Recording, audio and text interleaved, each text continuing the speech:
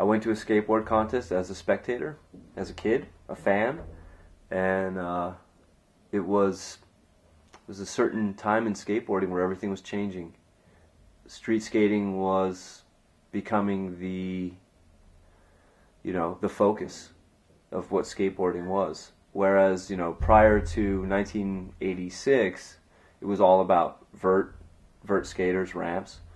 But it was changing, and so I went to this contest. It was 1986, Virginia Beach, Virginia, and I was skating out in the parking lot.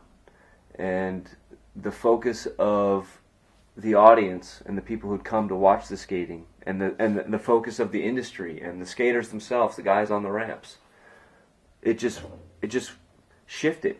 It shifted from what was happening on the ramp to what was happening in the parking lot. And what was happening in the parking lot was a bunch of kids skating, and I was one of those kids. And it was apparent that street skating was becoming the dominant, the sort of dominant focus in skating. And so I found myself entertaining offers from almost every single company in the industry. But the offer from Stacy Peralta and Lance Mountain to skate for Pal Peralta was, unbelievable. Too good to refuse. It was my favorite company, my favorite team. And so basically I was discovered skateboarding in a parking lot. I was skating, and Stacy Peralta approached me and asked me to skate for the team, and basically plucked me out of obscurity.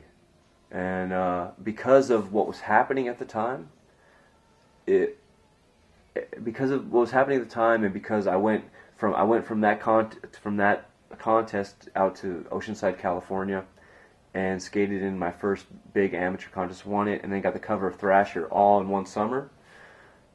I went from just being some kid to being an overnight sensation in the skateboard world. I had the cover of Thrasher. No one knew who I was. That had never happened before. I don't think it's ever happened since. And so there was this intense interest in who I was and everything, and it was a dream come true, but it was also a nightmare. I was too young, too sensitive, too shy, too rebellious in my nature to fully embrace or appreciate what was happening to me. I just wanted to skateboard. So getting sponsored and turning pro, although it was my dream and it was the ultimate expression of who I am, it was something I really struggled with. So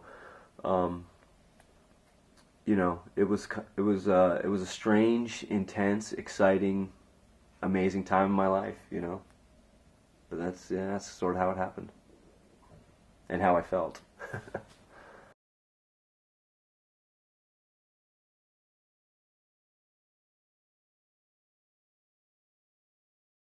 Yeah, well, Rocco was someone who befriended me very early on, when I first got sponsored.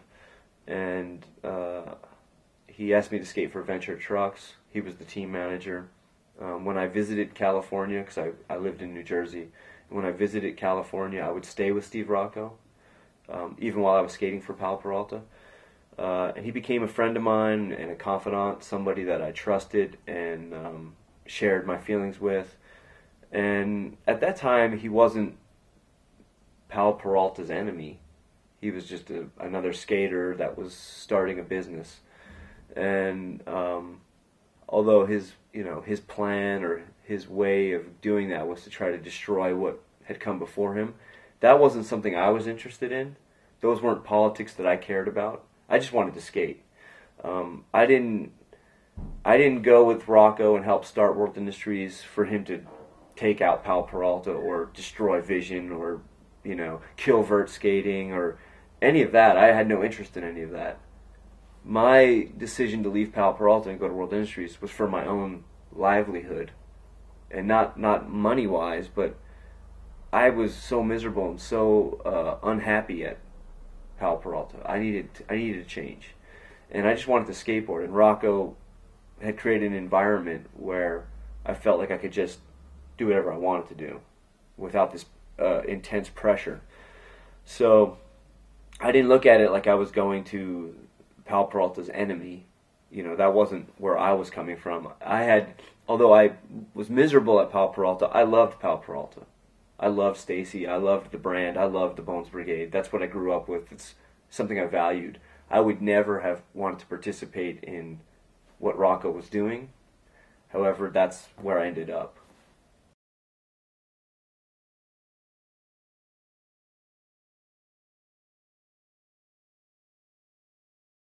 Yeah, I wasn't aware during that time period what role I was playing. When I left Pal Peralta, the day I quit, the day I had this confrontation with Stacy Peralta and I told him I'm quitting and leaving the company, I didn't understand that moment in time, that action on my part, when I said I quit, I'm leaving, and I walked out of this hotel and I walked out onto the street, I didn't realize that skateboarding would never be the same again. I didn't realize that. I didn't leave Pal Peralta to change the business of skateboarding, to change the industry, or anything like that. I did it for myself. But if you look back on it now and you put it in a historical context, it was a moment in time that changed skateboarding forever. And being involved with Pal Peralta and World Industries, I don't know that it would have been any different with any other companies as far as my view of the business or my role in the business. I was a skater that felt most comfortable on his skateboard.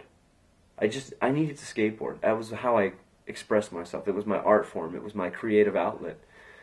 And I was a very poor businessman. A very bad, the coming together of art and commerce rubbed me the wrong way. I could not reconcile those two things. I could not combine my art and make that my job. You know? I really, really had a hard time with it. And nobody that I worked with was able to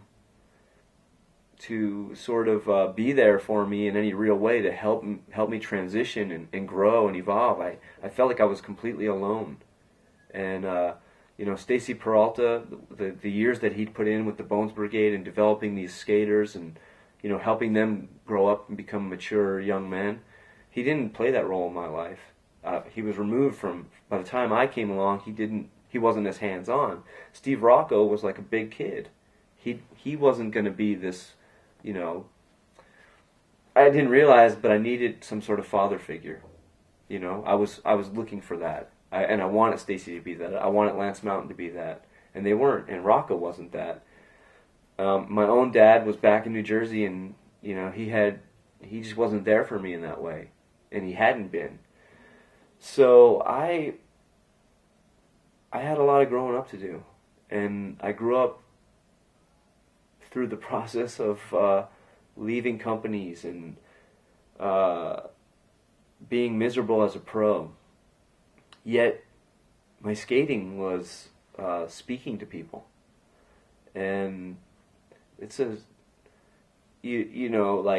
like some of the worst episodes in my life, some of the hardest times I'd ever been through, were inspirational to little kids coming up or teenagers in 1988, 1989, 1990. Like, I was in Shitsville, but people could relate to me. They could identify with what I was going through. I was a weirdo. I was a misfit. I didn't belong, and I wasn't afraid to take on these industry leaders. I wasn't afraid of Brad Dorfman or George Pal or Fausto Vitello. I didn't care. I didn't value them as, ooh, you're like the big industry guys. I said, fuck you. And when I said fuck you, people went, yeah, fuck you. We're just skaters, man. I didn't realize the ramifications of any of it.